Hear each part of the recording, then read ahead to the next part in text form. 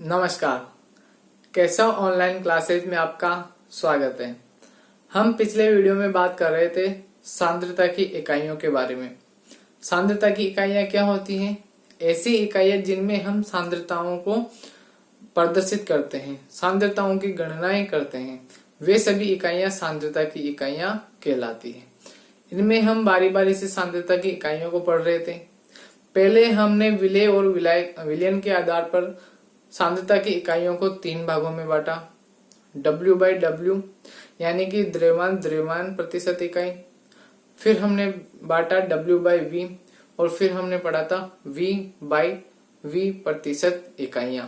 उसके बाद हमने कुछ अन्य सांद्रता की इकाइयां पढ़ी, जिनमें पहले नंबर पे हमने पढ़ी थी मोल भिन्न यानी कि मोल हंस, कि आप उस पर्टिकुलर जिसके मोलों की गणना आप करना चाहते हो उसके मोलों का और उस विलयन में उपस्थित पूरे मोलों का अनुपात निकाल लो। वह जो अनुपात आएगा, वह जो फ्रैक्शन आएगा, वह किसको रिप्रेजेंट करेगा? मोल भिन्न को रिप्रेजेंट करेगा। यहां तक हमने समझ लिया था। अब हम दूसरी इकाई पर चलते हैं, मोलरता। कैपिटल M से इसको प्रदर्शित करते हैं। क्या है इसकी परिभाषा, उसको हम देखते हैं। आइए बोर्ड पर देखिए, मैं इसको हटा देता हूं। अब हम चलते हैं मोलरता की परिभाषा पर। देखिए मोलरता क्या होती है, परिभाषा से हम जानेंगे, क्योंकि ये सब इकाइयां हैं, ये सब मानक स्टैंडर्ड फॉर्म है। जैसे कि 1 किलोमीटर में 1000 मीटर होते हैं, सेम वही स्टैंडर्ड तरीके से हम यहाँ पर पढ़ते हैं कि मोलरता को हम कैपिटल M से प्रदर्शित करते हैं। क्या कहा गया है कि निश्चित ताप पर, यानी कि आप टेम्परेचर को फिक्स कर दो, उस टेम्परेचर पर 1 लीटर विलयन में घुले हुए विलय की मोलों की संख्या को ही विलयन की मोलरता कहते हैं। यानी कि अगर आपको कैपिटल M यानी कि मोलरता का मान ज्ञात करना है, तो आपको क्या करना है कि उस विलयन का आयतन निकालना है लीटर में और उसके ऊपर लिखना है विलय के मोलों की संख्या। तो यह जो अनुपात आएगा विलय के मोल, तो यह जो अनुपात आएगा यह हमें बताएगा मोलरता को। किसको बताओ? मोलरता को, कि मोलरता क्या प्राप्त हुई है। तो वापस से हम रिपीट करते हैं कि 1 लीटर विलयन में आप कितने विलय के मोल घोल रहे हो, वह बताएगा आपको मोलरता को। वापस से हम देखते हैं कि निश्चित ताप पर 1 लीटर विलयन में घुले हुए विलय के मोलों की संख्या को ही विलयन की मोलरता कहते हैं। अच्छे से आपको समझ में आ गया होगा। अब हम इसका थोड़ा सा सूत्र डेराइव कर लेते हैं। देखिएगा ध्यान से, हम लिखेंगे M बराबर, हम विलय के मोलों को सिंपली N से बताते हैं, अपॉन में विलयन का आयतन यानी कि वॉल्यूम, तो इसको हम बोल देंगे V, और वो भी किसमें? लीटर के रूप में। तो यह भी एक इसका फॉर्मूला होता है। यहां तक आप जल्दी से नोट कीजिए, फिर हम आगे की तरफ चलेंगे। जल्दी से नोट करें।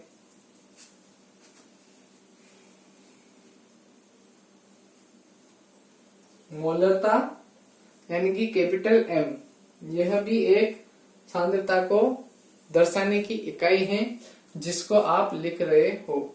जल्दी से लिखिए, फिर हम इसके बाद वाली सांद्रता की इकाई पर चलेंगे। जल्दी से इसको नोट करें। लिख लिया? चले अगली वाली। अच्छा, इनके जब क्वेश्चन आएंगे तब हम इनको बहुत ही आसानी से सोल्व करेंगे कि कैसे लीटर का आयतन कैसे निकालते हैं, सब कुछ, मोल कैसे निकालते हैं, किलोग्राम में मान, लीटर में मान कैसे निकालते हैं, उन सब के बारे में पूरी जानकारी हम प्राप्त करेंगे। अभी हम नोट्स बना लेते हैं। चलिए, लिख लिया होगा। अब अगले हेडिंग डालिए, नॉर्मलता। सेम ऐसे की ऐसी ही उसकी भी परिभाषा है। तीसरा पॉइंट डालिए, नॉर्मलता। मोलरता को कैपिटल एम से बताते थे, इसको हम बताएंगे कैपिटल एन से। देखिए कहाँ कहाँ परिवर्तन होगा। निश्चित ताप पर निश्चित ताप पर 1 लीटर विलयन में घुले हुए विलेय के मोलों की जो संख्या है, मोलों की संख्या ना आकर के इसकी परिभाषा में आता है बच्चों विलेय के ग्राम तुल्यांकों का भार, ग्राम तुल्यांकों की संख्या, ग्राम तुल्यांकों की संख्या ही विलयन की मोलरता की जगह आ जाएगा नॉर्मलता, नॉर्मलता। तो क्या परिभाषा बनी? निश्चित ताप पर 1 लीटर विलयन में घुले हुए विलेय के ग्राम तुल्यांकों की संख्या विलयन की नॉर्मलता कहलाती है। तो बताओ यहाँ पे भी हम क्या कर देंगे, मोलरता को हटाएंगे और नॉर्मलता लिख देंगे, एम की जगह एन लिख देंगे, विलेय के मोलों की संख्या की जगह विलेय के ग्राम तुल्यांक, विलेय के ग्राम तुल्यांक। जब हम न्यूमेरिकल करेंगे तो बहुत आसानी से इनको समझ लेंगे कि विलेय के ग्राम तुल्यांक क्या होते हैं और कैसे इनकी गणना की जाती है। विलयन का आयतन लीटर में ही रहेगा। तो बताइए यहाँ पर सिंपली हम क्या लिख देंगे, विलेय के ग्राम तुल्यांक बटा विलयन का आयतन।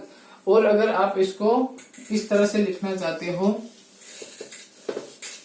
तो इसका एक और फॉर्मूला आप बना सकते हो। इन सब के बारे में हम जानेंगे, कोई चिंता करने की बात नहीं है। तो आप लिखिए एन बराबर हम क्या लिख सकते हैं, विलेय के ग्राम तुल्यांकों का मतलब होता है बच्चों विलेय की ग्रामों में मात्रा अपॉन में विलेय का तुल्यांक के बाद, विलेय की ग्राम में मात्रा, विलेय की ग्राम में मात्रा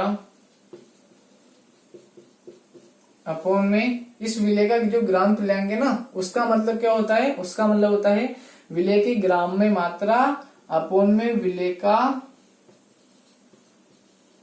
तुल्यांकी भार। अभी तुल्यांकी भार कैसे निकलता है इसके बारे में हम डिटेल बाद में करेंगे, अभी केवल फॉर्मूले बना लेते हैं। और लास्ट में क्या लिखा हुआ था, विलयन का आयतन। तो इस प्रकार से भी आपके क्वेश्चन आ सकता है। जल्दी से लिख लीजिए। और विलयन का आयतन किसमें बच्चों, लीटर में। जल्दी से इस दोनों पैराग्राफ को भी छाप लीजिए। क्या लिखा हमने कि निश्चित ताप पर 1 लीटर विलयन में घुले हुए विलेय के ग्राम तुल्यांकों की संख्या विलयन की नॉर्मलता कहलाती है। जल्दी से इसको नोट करें, फिर हम आगे चलेंगे।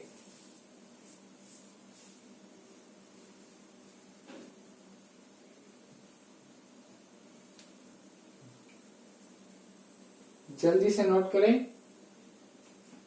और हमारा लास्ट रह चुका है मोलरता, उसको भी हम लिख लेते हैं। फिर हम जो हमारा मेन सॉल्यूशन जो अध्याय है उस पर चलेंगे कि सॉल्यूशन में होता क्या क्या है। ये तो सांद्रता की इकाइयां थी, आपकी किताब में तो दे भी नहीं रखी, लेकिन मैं आपको लिखा रहा हूं क्योंकि ये आगे जाकर के काम आने वाली है। तो जल्दी से मैं इसको हटा देता हूँ और लिखिए आप 4th नंबर पे मोलरता।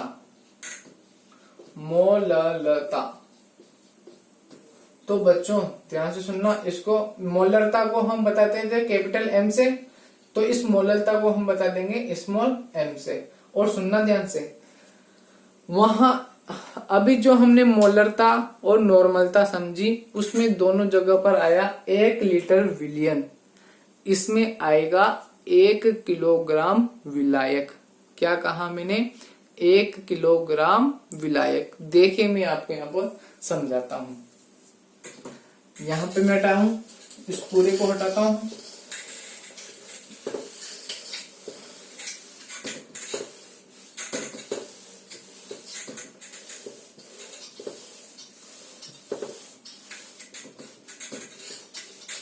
देखिए क्या परिभाषा बनेगी कि निश्चित ताप पर विलायक के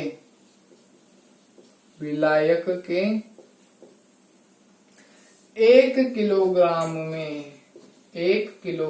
में घुले हुए विलेय के मोलों की संख्या संख्या बताओ क्या कहलाएगी? विलयन की मोललता कहलाती है। मोललता कहलाती है। यानी कि इसका सूत्र क्या बन सकता है? मेनली हमें सूत्र से ही मतलब होता है, तो इसका सूत्र बनेगा मोललता, यानी कि स्मॉल m ये हो जाएगी बच्चों कि विलायक का तो भार, यानी कि विलायक का भार किसमें बच्चों? 1 kg में, यानी कि किलोग्राम में, और हम ऊपर लगा देंगे विलेय के मोलों की संख्या या विलेय के मोल। क्लियर है यहाँ तक? तो यह आप इसको भी जल्दी से नोट कर लें, फिर हम अगली चीज पर चलेंगे जो लास्ट चीज रह चुकी है अपनी। क्या समझा आपने? कि निश्चित ताप पर विलायक के किलोग्राम भाग में घुले हुए विलेय के मोलों की संख्या ही विलयन की मोललता कहलाती है। जल्दी से इसे नोट करें, ये सब चीजें आपने पढ़ रखी है 11th क्लास में, फिर भी कोई बात नहीं, हम इसकी चर्चा करेंगे जब हम न्यूमेरिकल करेंगे तब। अभी आप जल्दी से इसको नोट करें और फिर हम आगे की तरफ चलेंगे। ओके, लिख लिया सभी ने?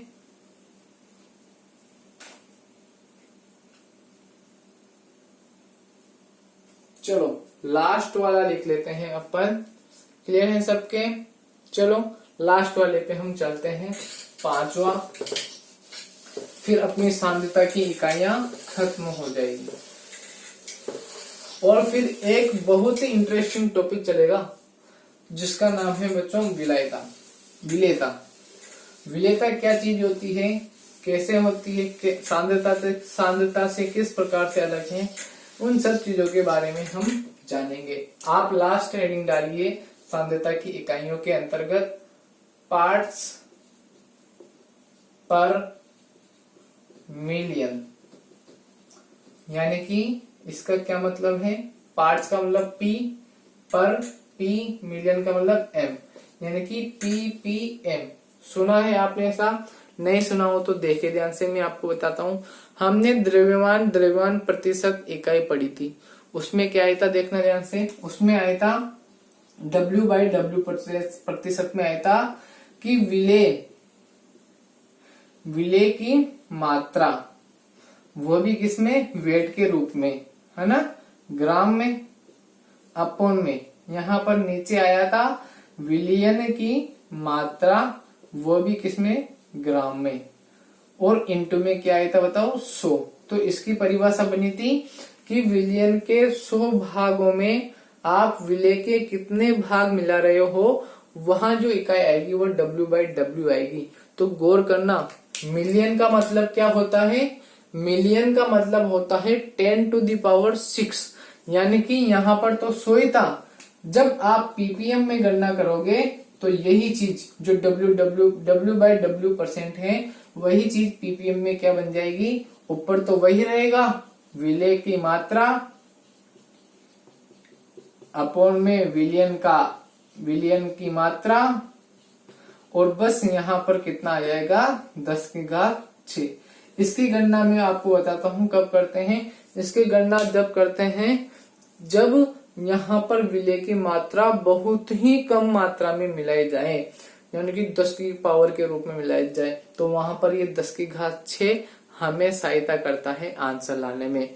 क्लियर है यहाँ तक? तो पीपीएम और W/W एक ही चीज है, बस यहाँ पर हम 100 से मल्टीप्लाई करते थे और यहाँ पर हम मिलियन यानी कि 10 लाख 10⁶ से गुणा करते हैं। जल्दी से इसको छापिए, फिर हम अगली बात पर चलेंगे।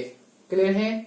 कर सकते हो ऐसा? तो मैं लिखवा देता हूं आपको, आप लिखने चालू रखना। चलिए लिखिए, हेडिंग डालिए पार्ट्स पर मिलियन, और इसमें लिखिए जब विलयन अत्यधिक तनु होता है, समझाया था मैंने, यानी कि आप तनु विलयन बना रहे हो, यानी कि विलायक में बहुत ही कम मात्रा में विलयन मिला रहे हो तो तनु विलयन बनता है। तो लिखिए जब तनु विलयन का निर्माण किया जाता है, देखिए, जब तनु विलयन का निर्माण किया जाता है तो विलयन की सांद्रता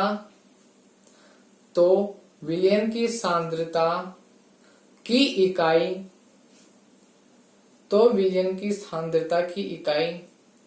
पार्ट्स पर मिलियन ब्रैकेट में लिखना, पीपीएम में व्यक्त की जाती है।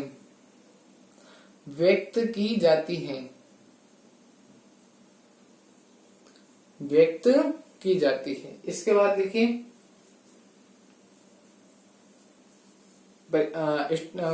इन्वर्टेड कॉमा लगा के लिखिए, इस प्रकार से लिखिए, अतः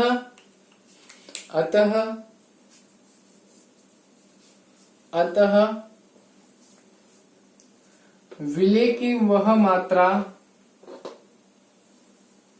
देखिए, अतः विलय की वह मात्रा जो विलयन के